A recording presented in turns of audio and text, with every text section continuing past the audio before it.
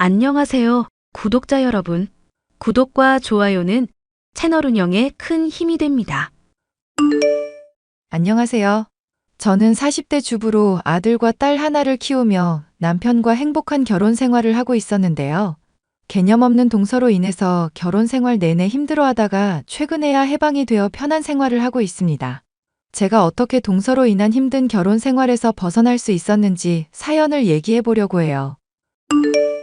형님, 저 임신했는데 어떻게 명절에 애들 옷 사입히라는 식으로 돈 한 푼을 안 주실 수가 있어요? 그이는 아주버님네 힘들다고 따박따박 명절 때마다 애들 챙겨주고 그랬었는데 오히려 더 연장자인 쪽이 이렇게 저희를 홀대하니 기분이 안 좋네요. 말이야 명절에 애들 챙겨준 거라지만 서방님 공무원 공부한다고 5년 넘도록 노량진에 계실 때 돈 지원해줬던 걸 기억해야지. 그거 고맙다고 말하는데도 남편이나 나나 거절한 거라서 서방님이 그런 식으로 챙겨주시는 거야. 정 돈 주는 게 아깝다고 하면 명절 때 애들 안 챙겨줘도 돼. 아니, 그건 저 결혼하기 전의 일이잖아요. 그이가 결혼하고 나서는 제가 형님한테 받은 게 한 푼도 없는데요. 공무원 남편 덕분에 집에서 편하게 쉬면서 일도 안 하고 지내는 동서가 할 말은 아니지 않을까? 솔직히 받은 게 한 푼 없다고 하지만 서방님이 공무원 시험 편하게 공부할 수 있었던 건 우리 지분이 충분히 크다고 생각하는데? 전 전혀 그렇게 생각 안 하는데요. 얼마 되지도 않는 푼돈 가지고 솔직히 지금 형님이 고집 부리는 걸로 밖에 안 느껴져요. 동서 말고는 가족들 모두가 다 인정하고 있는데? 어머님이나 아버님, 심지어 서방님까지 그렇다고 하는데 왜 동서 혼자 난리야? 그러니까 앞으로 저 서운하지 않게 좀 챙겨달라고요. 이런 식으로 자꾸 대하니까 저 차별받는 것 같고 마음이 많이 힘들어서 그래요. 아님, 설마 저 노래방 일했다고 무시하는 거예요? 동서 노래방 일한 걸로 내가 무시하고 자시고 할 일이야 뭐 있겠어. 힘든 시절에 힘든 일 하면서 먹고 살았구나 정도지. 그런데 이런 문제로는 적어도 나한테 따지지 말아줬으면 좋겠네. 난 동서랑 잘 지내보고 싶은데 자꾸 트집을 잡으니까 친해지기가 힘들어. 동서는 노래방 도우미 출신으로 시어머니와 시아버지가 서방님의 결혼을 많이 반대했었죠. 이에 대한 자격지심인지 올분인지 사사건건 만만하다 싶은 저를 물고 늘어지는 통에 아주 짜증이 나는 사람이었습니다. 솔직히 저야 노래방에서 일을 한 사실은 신경도 쓰지 않고 아무런 상관도 없는데 무슨 서운한 일이 있을 때면 항상 일을 들먹이는 통에 스트레스가 많았죠. 무엇보다 자신이 서운한 일이 있을 때는 그것을 꼭 갚으려고 하는 게 동서였습니다. 동서, 이번에 곶감 가족들한테 다 돌렸는데 우리 건 까먹은 것 같더라? 주소지 그대로인데 혹시 헷갈려서 그런 거면 물어보지 그랬어. 아니요.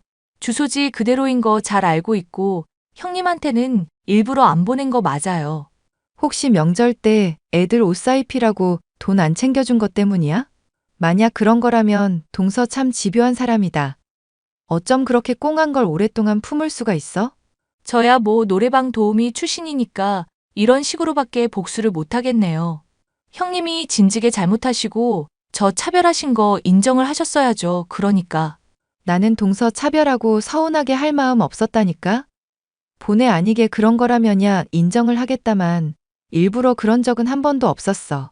심지어 서방님하고 결혼한다고 할 때 반대 안 한 사람 중 하나가 나야. 그럼 찬성을 하지도 않으셨다. 이거네요? 어른들 대부분이 반대를 하는데 내가 뭐 반골도 아니고 찬성할 일이 뭐 있겠어. 동서에 대해서 잘 알지도 못하는 상황인데. 형님한테 제가 이런 게 열받는 거예요. 본인은 잘못한 거 하나도 없다는 태도. 아버님이나 어머님이나 저한테 잘못한 사람들 제가 다 기억하고 있는데 자꾸 형님만 걸고 넘어지는 것 같죠? 그분들은 저한테 그래도 지금은 잘해주려고 노력하고 있고 종종 집에도 부르시거든요. 그런데 형님은 저 맨날 차별하고 대면대면하게 대하시잖아요. 그러니까 내가 동서한테 뭘 잘못했는지 구체적으로 말을 해주라. 그럼 내가 고치든지 오해가 있음 풀든지 할게. 형님이 워낙 교묘한 사람이라 안 걸리게 하신 거잖아요. 괜히 트집 못 잡게. 정말 답이 없는 사람이다. 동서는 앞으로도 이런 식으로 나 계속 신경 쓰이게 하고 스트레스 줄 거야? 아, 말하다 보니 형님부터 먼저 태도를 고치셔야 할 거 하나 생각났네요. 저번에 가족들 모였을 때 물건 뭐 하나 없어졌다고 하니까 다짜고짜 저 의심했었잖아요. 루아 커피인가 뭔가 하는 거 저는 관심도 없었는데. 말했었잖아. 동서가 말하는 게 뭔가 앞뒤가 안 맞는 게 이상하다고. 동서 도우미 일하기 전에 커피 바리스타 자격증 딸까 고민도 했었다며. 그럼 당연히 커피에 대해서도 어느 정도 알고 있을 거 아냐. 근데 어머님 집에 있던 루아 커피가 갑자기 사라졌다고 했을 때 동서가 뭐라고 그랬어? 커피 같은 거 자기는 먹을 줄도 모르고 관심도 없다며.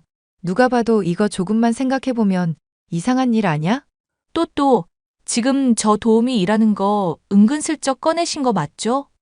무슨 말만 하면 항상 제 과거 이런 식으로 들추니까 제가 형님을 싫어하는 거예요. 제발 좀 저한테 잘해주시고 나서 서운하다 뭐다 말을 하시라고요. 이상한 것을 놓고 이상하다 짚었을 뿐인데 또다시 본인의 상처를 들먹이며 화제를 전환하는 동서였죠. 집안 사람들도 이렇게 저와 동서가 사이 나쁜 것을 알다 보니 어떻게든 친해지게 만들려고 부더니도 애를 썼습니다. 특히 시어머니는 저와 동서를 종종 집으로 부르시며 친하게 만들려고 같이 만두를 빚는다든가 요리를 가르쳐 주시는 등 친해질 수 있는 시간을 갖게 해주셨죠. 예, 아가, 너 제발 좀 둘째 며느리한테 입 바른 말 하는 것 좀 그만두거라. 나이 먹어서 너희 둘이 싸우는 거 보면 내 심장이 콩닥콩닥거리고 속이 울렁거려서 그래. 어머님, 죄송한 말씀이지만 저도 동서 어지간한 문제는 참아주고 있어요. 그런데 동서가 자꾸 선을 넘고 물건을 훔친다거나 훤히 보이는 헛짓거리를 하니까 문제죠. 나도 걔가 가끔은 개념 없이 군다고 느낄 때가 있다. 하지만 사랑으로 보듬고 잘 대해주다 보면 걔도 인간인데 언젠가는 좀 마음을 돌리지 않겠니? 너무 미워만 하지 말고 기왕 이씨 집안 식구로 받아들인 김인이 조금은 너그럽게 바라봐 주려고 하자꾸나. 어머님이 마음이 너무 좋으셔서 그래요. 이렇게 잘해주면 고마운 줄을 알아야 하는데 오히려 사람을 우습게 보니까 제가 화가 나요, 정말. 당장 저번만 하더라도 어머님이랑 아버님이 유산 물려주는 걸로 운 좀 띄운다 싶으니까 대뜸 아파트 갖고 싶어요. 땅 갖고 싶어요. 그게 할 얘기인가요? 그냥 주는 거 받는 것도 감지덕지 해야 할 판에 돈 욕심은 왜 그렇게 많은 건지 모르겠다니까요. 너도 이해해 주거라. 걔 얘기 들어보니까 어릴 때부터 집안이 많이 가난했다더라. 엄마는 이혼하고 아빠는 바람피고 매일 가족이 함께 지내면서 화목한 날이 없었다고 하니 마음이 아프더구나. 불쌍한 애다 생각하고 한번 잘해주려고 노력은 해보렴. 힘들긴 하지만 어머님이 그렇게까지 말씀하시니 저도 노력해 볼게요. 나중에 가족이 다 같이 모여서 오손도손 잘 지내는 모습을 하루라도 봤으면 좋겠다는 어머님의 간곡한 요청을 듣고도 모른 척 할 수는 없었죠. 저는 동서와 친해지기 위해 부단히도 노력을 했었고, 동서도 그런 마음을 아는 것인지 시어머니의 앞에서만큼은 제게 틱틱거리는 모습을 보이지 않으려 했습니다. 하지만 그러고 얼마 지나지 않아 또다시 문제가 생기고 말았는데요. 어머님의 집에 있던 물건들이 하나둘씩 사라지기 시작한 것이었죠. 어머님, 죄송하지만 동서한테 도벽이 있는 것 같아요.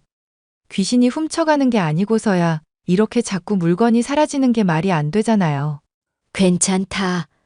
아직은 뭐 귀금속이며 비싼 물건들은 안 건드는 거 보니 필요해서 가져갔겠지. 내버려두면 언젠가는 뉘우치고 돌려주든지 할 테니까 신경 끄도록 해라. 어머님이 아버님이랑 노력해서 얻은 재물인데 집안 도둑년한테 그걸 다 뺏기도록 내놓아서야 되겠어요? 말을 해서 알아들을 종자였으면 제가 겁을 줬을 때 나중에라도 실토를 했었겠죠. 당장 지금만 해도 어머님이 저랑 친해지라고 부른 건데 또 도둑질이라니 이건 정말 상상도 못할 일이네요. 사실 아들 진우도 이거 짐작은 하고 있는 모양이더구나. 무슨 우울증인가 치료하고 있다는데 주기적으로 뭔가를 좀 훔쳐줘야 스트레스가 풀린다고 해서 눈 감아 달라고 하니 내가 뭐라 따질 일이 아니겠다 싶구나. 세상에, 서방님께서도 이미 그럼 알고 있으셨대요? 저는 당연히 모르는 줄로만 알았죠. 그러니까 너도 모른 척 해다오. 따지고 보면 걔가 훔쳐가는 것들만큼 내가 뭐 주려고 할 때마다 뺏어 주고는 있다. 그걸 또 차별이라고 생각하는 모양이기는 하다만 어머님이 이렇게 모른 척 배려하는 줄 알면 동서가 이러지는 않을 것 같은데요.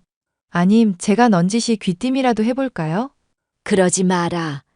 일단 걔가 정서적으로 안정화될 때까지 지켜보겠다고 둘째한테 약속을 이미 해뒀다. 너도 지켜보면서 스트레스야 많이 받겠지만 그러려니 하고 넘어가렴. 서로 많이 친해진 것 같으니 같이 부르는 일도 차츰 줄이려고 하마. 알겠어요, 어머님. 사실 저만 동서에 도벽이 있다는 걸 알고 있는 줄 알았는데 그건 서방님이나 어머님 역시도 마찬가지였죠. 아무리 우울증 증세라고 해도 물건을 훔쳐가는 걸 내버려 두고 있다니 저로서는 따라할 수도 없을 정도로 대단한 인내심이다 싶었습니다. 하지만 저는 어머님을 존경했고 그 관대함을 조금이나마 배워보고자 하는 마음에 동서의 도벽에 대해서도 같이 눈을 감고 있었는데요. 저로서는 도저히 참기 힘든 일이 나중에 터지고 말았습니다. 바로 어머님의 금고가 털리고 그 안에 폐물들 몇몇이 제 가방에서 발견된 일이었죠. 제가 물건을 훔쳤다고 의심을 받았지만 다행히도 서방님을 통해 바로 진실은 드러났죠. 얘야, 내가 미안하다.